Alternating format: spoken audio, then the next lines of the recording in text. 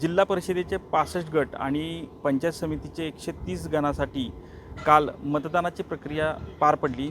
सध्या मी साताऱ्यातील MIDC परिसरातील DMO गोदाम परिसरात आहे आणि याच ठिकाणी या ज्या काल मतदानाच्या प्रक्रिया पार पडलेल्या ज्या EVM मशीन आहेत त्या ठेवण्यात आलेल्या आहेत।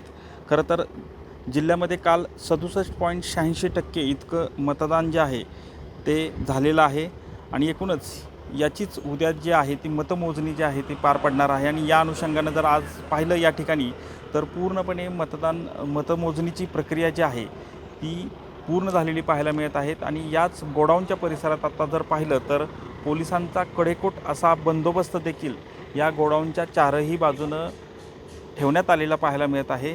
खरं तर 11 तालुक्यांमध्ये ज्या ठिकाणी या मतदानाच्या प्रक्रिया पार पडल्या त्याच ठिकाणी EVM मशीनच्यासाठी देखील अशाच पद्धतीनं गोडाऊनची व्यवस्था करण्यात आलेली आहेत।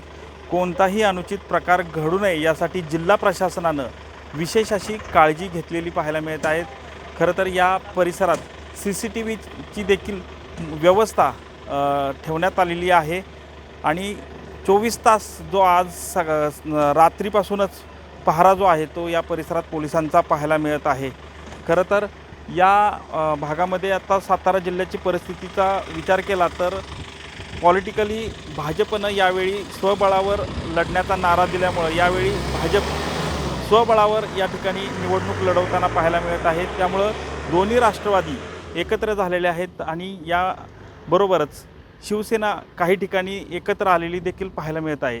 त्यामुळं जे या ठिकाणचे मंत्री महोदय आहेत यांची देखील प्रतिष्ठा जी आहे ती सातारा जिल्ह्यामध्ये प्रतिष्ठापणाला लागलेली पाहायला मिळत आहे। त्यामुळं उद्याच्या मतमोजणीमध्ये नेमका झेंडा जिल्हा परिषदेवर कोणाचा लागणार हे पाहणं महत्त्वाचं ठरणार आहे। कॅमेरामन आमिर शेखसह संतोष नालोडे, TV9 मराठी, सातारा।